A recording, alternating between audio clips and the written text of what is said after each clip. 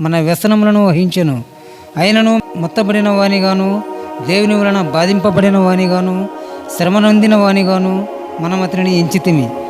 ప్రభు అయిన యేసు తాను అప్పగింపబడిన రాత్రి యొక్క రొట్టెను ఎత్తుకొని కృతజ్ఞాస్తుతులు చెల్లించి దానిని విరిచి, ఇది మీ కొరకైన నా శరీరము, మీరు ఈ రొట్టెను తిని ఈ పాత్రలో త్రాగున్నప్పుడల్లా ప్రభు వచ్చు వరకు ఆయన మరణమును ప్రచురించుదురు.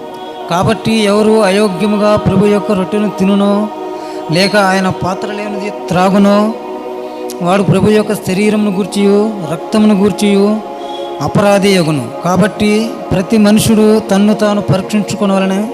మీరు నా తండ్రి ఆజ్ఞలను గైకొని ఆయన ప్రేమ యందు నిలిచియున్న ప్రకారము మీరు ఈ ఆజ్ఞలు గైకొనిలా నా ప్రేమ యందు నిలిచియుందురు. మీ యందు నా సంతోషం ఉండవలననియు మీరు సంతోష పరిపూర్ణముగా కావాలననియు ఆయన ఈ సంగతులు మీతో చెప్పుచున్నాను. ఆమె